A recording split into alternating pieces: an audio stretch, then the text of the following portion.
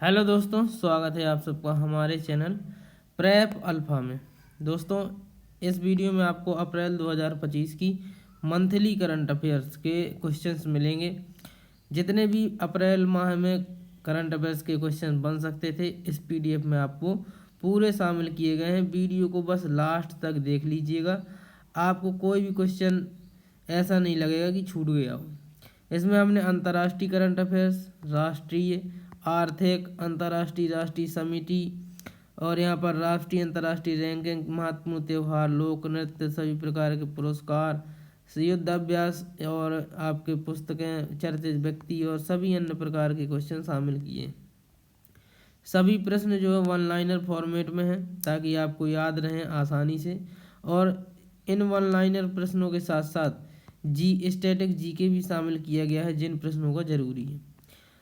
इसलिए वीडियो में आगे बढ़ने से पहले आपसे एक रिक्वेस्ट है कि चैनल को सब्सक्राइब अगर नहीं किया तो सब्सक्राइब कर लीजिए, बेल आइकन को प्रेस कर लीजिए। चलिए शुरू करते हैं वीडियो को। देखिए, पहला क्वेश्चन हमारे सामने है कि संसद ने बैंकिंग कानून संशोधन विधेयक 2024 पारित किया है। तो ये कब किया है? तो 26 मार्च 2025 को। ठीक, संसद ने बैंकिंग कानून संशोधन विधेयक 2024 कब पारित किया है? 26 मार्च 2025 को। लोकसभा में ये विधेयक पारित किया गया था दिसंबर 2024 में। इसमें अब होना क्या है? तो अब बैंक खाता में 4 नामांकित व्यक्ति जोड़ सकते हैं, जबकि पहले केवल एक ही नॉमिनी की अनुमति थी। मतलब अब जो है 4 नॉमिनी जोड़ सकते हैं आप एक खाते में, पहले एक ही नॉमिनी जोड़ा जा सकता था। ये इसमें अंतर मतलब चेंज किया गया है। बैंक में सब्सटेंशियल इंटरेस्ट की सीमा 5 लाख से बढ़ाकर 2 करोड़ तक कर दी गई है। तो ये 2 पॉइंट मुझे ज़्यादा इम्पोर्टेंट लगी, इसलिए मैंने शामिल कर लिए। कभी स्टेटमेंट लगा बनाकर भी पूछ सकता है क्वेश्चन, इसलिए इनको जानना जरूरी था। अब यहाँ पर उत्तराखंड सरकार द्वारा 15 स्थानों के नाम बदले गए हैं अप्रैल 2024 में। तो उनके नाम हैं, ये लिस्ट है, आप पॉज करके देख लीजिएगा। यहाँ पर पुराने नाम लिखे हुए हैं बाएं साइड, और दाएं साइड आपको नए नाम लिखे हुए हैं। 2 लिस्ट बनी हुई है, ये पुराने नाम हैं और ये नए नाम हैं। तो इनको आप चेकआउट कर लीजिएगा, स्क्रीनशॉट ले लीजिए या फिर पॉज करके पढ़ लीजिएगा। ठीक, बढ़ते हैं आगे। तीसरा क्वेश्चन है, संसद ने वक्फ संशोधन विधेयक 2025 पारित किया। ये बहुत ही इम्पोर्टेंट क्वेश्चन है, ये समझ लीजिए यूपीएससी और पीसीएस वालों के लिए तो बहुत इम्पोर्टेंट है। इससे बहुत सवाल पूछे जाएंगे, स्टेटमेंट बनाकर भी क्वेश्चन पूछे जाएंगे। तो यहाँ पर देख लेते हैं इसमें कि वक्फ संशोधन विधेयक 2025 जो पारित किया गया, उसमें हुआ क्या। तो राज्यसभा की जो पहले बात करते हैं, राज्यसभा में जब चर्चा चली तो इसमें पक्ष में इसकी वोटिंग हुई, 128 वोट पड़े और विपक्ष में मात्र 95। ठीक, इसके बाद क्या हुआ, वक्फ संशोधन विधेयक 2025 का नाम बदलकर एकीकृत वक्फ प्रबंधन सशक्तिकरण दक्षता और विकास यानी उम्मीद विधेयक रख दिया गया। ठीक, उम्मीद विधेयक इसका नाम रख दिया गया। मुसलमान वक्फ निरसन विधेयक 2024 किस विधेयक की जगह लेगा? तो ये विधेयक है, ये किस विधेयक की जगह लेगा? तो मुसलमान वक्फ अधिनियम 1923 की जगह लेगा। ठीक है, इसमें जो मुसलमान वक्फ यानी निरसन विधेयक 2024 जो पारित किया गया है, ये किसकी जगह लेगा? तो वक्फ एक्ट 1923 की। ठीक, ये याद रखना आपको। लोकसभा में क्या हालत रही इसकी, ये देख लेते हैं। तो इसके पक्ष में जो वोट पड़े वो 288 और विपक्ष में 232 मत पड़े। मतलब कि विपक्ष वालों ने भी अच्छा आतंक काटा। ठीक, यहाँ पर अगला पॉइंट है कि वक्फ संपत्तियों के प्रबंधन में चुनौतियों के समाधान के लिए वक्फ अधिनियम 1995 में संशोधन किया जाएगा। ठीक, जो 1995 का वक्फ एक्ट है उसमें संशोधन करना है। वक्फ बोर्डों के प्रशासन और दक्षता में सुधार करना। वक्फ की अवधारणा सर्वप्रथम किसने शुरू करी? ये बहुत इंपॉर्टेंट है। तो सुल्तान मुइजुद्दीन सैम गौर ने शुरू करी थी वक्फ की अवधारणा। ठीक, मुसलमान वक्फ वैधीकरण अधिकरण 1913 ने भारत में वक्फ को संरक्षण प्रदान किया। ठीक है, सर्वाधिक वक्फ संपत्ति वाले राज्य कौन हैं? तो यहाँ पर उत्तर प्रदेश में सबसे ज़्यादा है 27%, फिर पश्चिम बंगाल में 9% और इसके बाद पंजाब में भी 9%। अब यहाँ पर केंद्रीय वक्फ परिषद की संरचना देख लेते हैं। जो वक्फ के प्रभारी केंद्रीय मंत्री होंगे वो इसके पदेन अध्यक्ष होंगे। ठीक है, वक्फ के प्रभारी जो केंद्रीय मंत्री होंगे इसके जो है पदेन अध्यक्ष होंगे। ठीक है, स्पेशल अध्यक्ष नहीं नियुक्त किया जाएगा। इसमें सदस्य कितने होंगे, तो एक संसद सदस्य यानी कि लोकसभा सांसद होगा। राष्ट्रीय प्रतिष्ठा वाले व्यक्ति शामिल होंगे। सर्वोच्च न्यायालय, उच्च न्यायालय के सेवानिवृत्त न्यायाधीश शामिल होंगे। मुस्लिम कानून के प्रख्याता विद्वान शामिल होंगे जो मुस्लिम कानून को जानते हों। और यहाँ पर एक नया संशोधन किया गया कि 2 गैर मुस्लिम सदस्यों को शामिल किया जाएगा। ये तो पहले भी शामिल थे, लेकिन यहाँ पर ये नया पॉइंट जोड़ा गया कि 2 गैर मुस्लिम सदस्य भी इसमें अब शामिल किए जाएंगे। आते यहाँ पर चौथा क्वेश्चन है कि छठा बिम्स्टेक शिखर सम्मेलन का आयोजन कहाँ किया गया, तो इसका सही जवाब बैंकॉक थाईलैंड में किया गया। ये 2025 का सम्मेलन है। ठीक, बिम्स्टेक का पूरा नाम क्या है, तो बंगाल की खाड़ी बहुक्षेत्रीय तकनीकी और आर्थिक सहयोग पहल। इसकी स्थापना होती है 6 जून 1997 को। अगले 2 वर्षों के लिए बांग्लादेश को अध्यक्ष बना दिया गया है, 2026 और 2027 के लिए। ठीक, संस्थापक देश कौन कौन से हैं, तो यहाँ पर बांग्लादेश, भारत, श्रीलंका और थाईलैंड, ये 4 जो है संस्थापक देश हैं। वर्तमान में कुल सदस्य देश 7 हो गए हैं।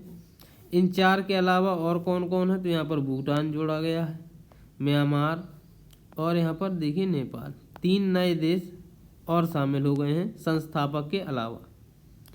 क्वेश्चन नंबर 5वां है श्रीलंका के सर्वोच्च नागरिक सम्मान मित्रा विभूषण से किसे सम्मानित किया गया।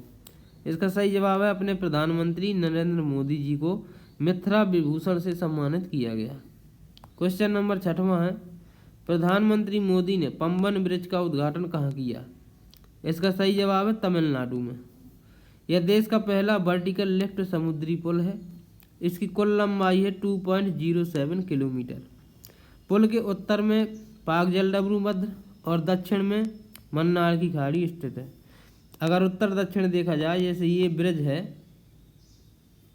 तो इसके नॉर्थ में, यहाँ पर मैं बना के दिखा देता हूँ, अगर ये जो है ब्रिज है तो नॉर्थ में आपका पाक जलडमरू मध्य। ठीक,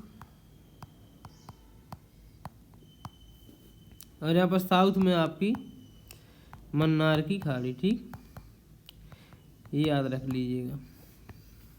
क्वेश्चन नंबर 7वां आरबीआई की मौद्रिक नीति 2025 वर्तमान रेपो रेट कितनी है इसमें, तो 6% है। आरबीआई की जो मौद्रिक नीति 2025 आई है तो वर्तमान की रेपो रेट है 6.0%। 8वां क्वेश्चन है अनुसूचित जाति उपवर्गीकरण लागू करने वाला पहला राज्य कौन बना। इसका सही जवाब है तेलंगाना। जो अनुसूचित जाति है यानी एससी कैटेगरी में, मतलब सब कैटेगरी किसने बनाई है, तेलंगाना ने। 9वां क्वेश्चन है भारत के 52वें मुख्य न्यायाधीश कौन बने हैं। इसका सही जवाब है BR गवई। क्वेश्चन नंबर 10वां है भारत के किन प्राचीन ग्रंथों को यूनेस्को के विश्व स्मृति रजिस्टर में शामिल किया गया है। तो 2 प्राचीन ग्रंथ हैं भारत के, जो भगवत गीता है और नाट्यशास्त्र जो भरत मुनि ने लिखा है। इनको यूनेस्को के विश्व स्मृति रजिस्टर में शामिल कर लिया गया है। भारत के अब कुल 14 ऐसे दस्तावेज हो गए हैं जो इस विश्व स्मृति रजिस्टर में शामिल हैं। क्वेश्चन नंबर 11वां खेल का ऑस्कर किस पुरस्कार को कहा जाता है। बहुत important, Laureus world sports award को कहा जाता है खेल का ऑस्कर। इसमें पुरस्कार दिए गए हैं।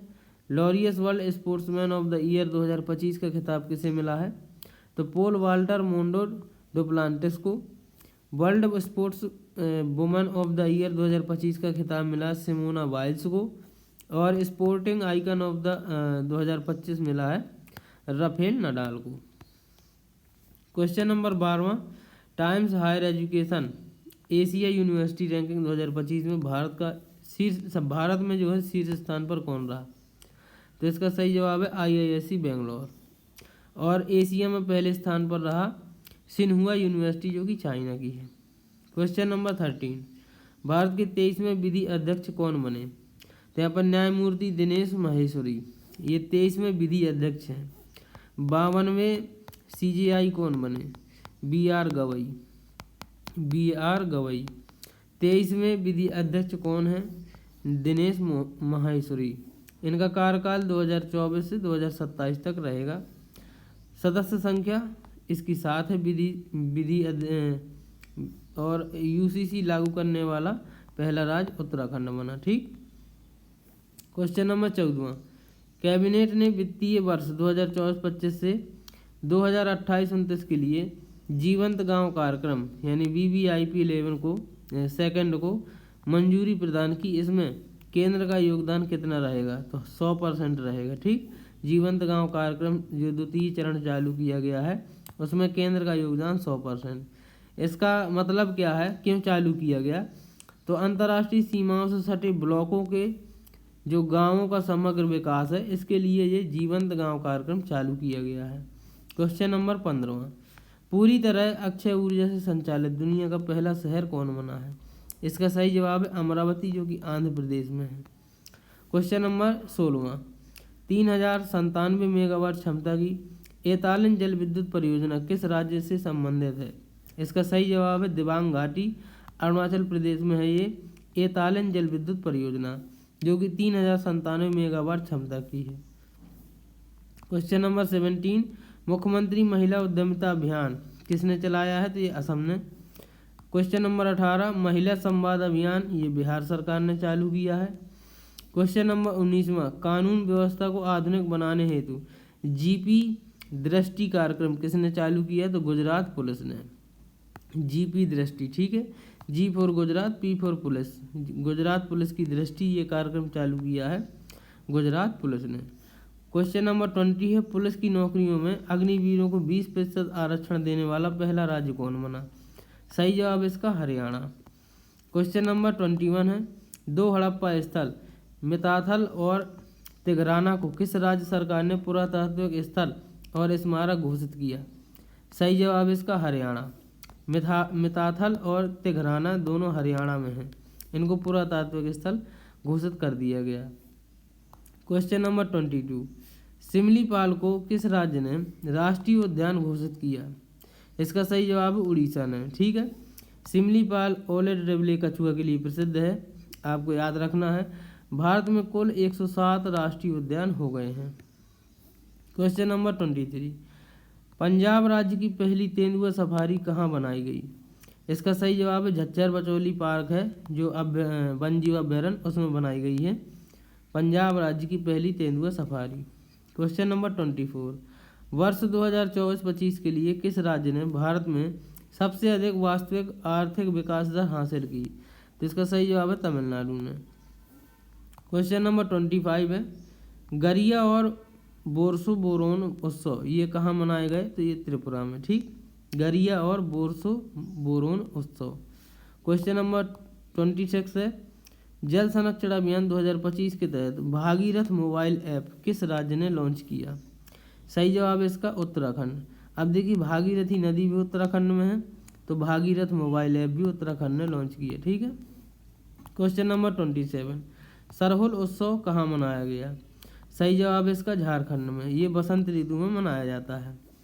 यह उत्सव साल वृक्ष का सम्मान करता है।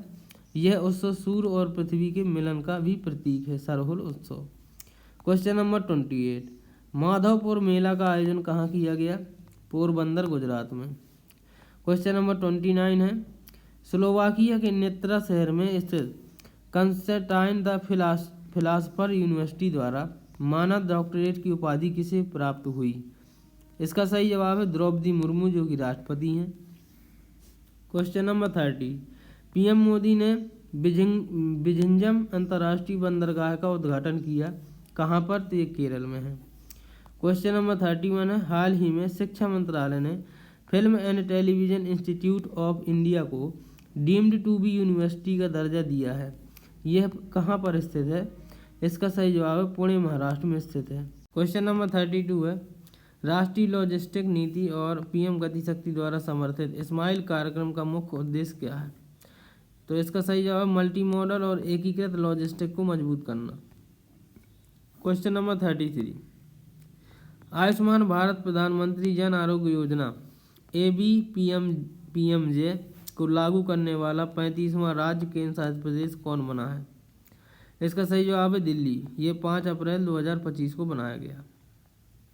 क्वेश्चन नंबर 34, सागरमाला कार्यक्रम कब शुरू किया गया था? ये 2015 में चालू किया गया था। क्वेश्चन नंबर 35 है, किस राज्य ने वर्ष 2047 तक गरीबी को समाप्त करने हेतु शून्य गरीबी P4 नीति चालू की है? इसका सही जवाब है आंध्र प्रदेश ने। ये किस योजना के तहत चालू किया गया है? तो स्वर्ण आंध्र 2047 विजन के तहत। Question number 36, stand up India योजना कब शुरू की गई? तो 5 अप्रैल 2016 को। ठीक, तो क्वेश्चन नंबर 37 है, उत्तर प्रदेश शून्य गरीबी मिशन कब शुरू किया गया? तो 14 अप्रैल 2025 को। इसका उद्देश्य है वंचित वर्गों को गरीबी रेखा से ऊपर उठाना, तभी ये उत्तर प्रदेश शून्य गरीबी मिशन चालू किया गया है। डेट याद रख लीजिएगा, 14 अप्रैल 2025 को। आपको बताना है 14 अप्रैल को किसकी जयंती मनाई जाती है। Question number 38, pink e rickshaw पहल किस राज्य ने शुरू की? इसका सही जवाब है महाराष्ट्र ने। इसमें 20 से 50 वर्ष की महिलाओं को 10,000 ई रिक्शा वितरित किए जाएंगे। इसमें 1 लाख रुपए की सब्सिडी और कम ब्याज पर ऋण भी दिया जाएगा। क्वेश्चन नंबर 39 है, यशस्विनी स्वास्थ्य बीमा योजना किस राज्य से संबंधित है? इसका सही जवाब है कर्नाटक। क्वेश्चन नंबर 40 है, वैश्विक तत्परता सूचकांक में भारत का स्थान कितना है? तो यहाँ पर 36 नंबर। जारीकर्ता अंकटौर जारी करता है वैश्विक तत्परता सूचकांक को, और 2022 में भारत की रैंकिंग थी 48वीं। 2025 में कितनी है? तो यहाँ पर 36वां। ठीक, क्वेश्चन नंबर 41, दुनिया का पहला 3D प्रिंटेड रेलवे स्टेशन किस देश ने बनाया? सही जवाब है जापान ने। इस स्टेशन का नाम है हात्सुशिमा स्टेशन।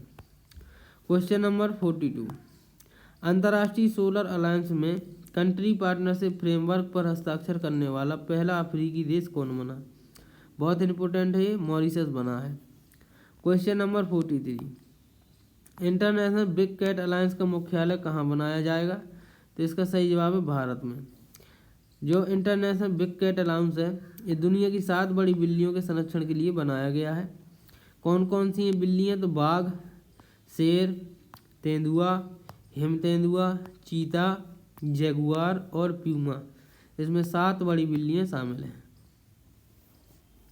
क्वेश्चन नंबर 44 है, प्रधानमंत्री मोदी की निजी सचिव किसे बनाया गया? इसका सही जवाब है निधि तिवारी जी को। क्वेश्चन नंबर 45 है, एशियाई क्रिकेट परिषद के अध्यक्ष कौन बने हैं? सही जवाब है इसका मोहसिन नकवी, जो कि पाकिस्तान के हैं। क्वेश्चन नंबर 46 है, आंध्र प्रदेश का प्रतिष्ठित उगादी पुरस्कार 2025 किसे दिया गया है? तो इसका सही जवाब है पुरातत्वविद माइना स्वामी को, जो उगादी पुरस्कार है दिया गया है। 47 नंबर है, अहिंसा, मानव गरिमा, धार्मिक संवाद और पर्यावरण संरक्षण के प्रति जीवन समर्पण हेतु गोल्ड मरकरी पुरस्कार किसे दिया गया है? ये याद रखना, गोल्ड मरकरी पुरस्कार 2025 किसे मिला है? ये दलाई लामा को मिला है। क्वेश्चन नंबर 48, उत्तर प्रदेश अनमोल रत्न पुरस्कार किसे दिया गया? ये सही जवाब है इसका निखिल सिंघल। क्वेश्चन नंबर 49 है, राष्ट्रीय युवा पुरस्कार 2025 किसे दिया गया? सही जवाब है इसका आकाश श्रॉफ को। ठीक है, क्वेश्चन नंबर 50 है, फ्रेड डैरिंगटन पुरस्कार 2025 किसे दिया गया है? इसका सही जवाब है सुदर्शन पटनायक को। क्वेश्चन नंबर 51 है, मास्टर ह्यूमर अवार्ड 2025 किसे दिया गया है? तो इसका सही जवाब है आमिर खान, जो कि भारतीय अभिनेता हैं।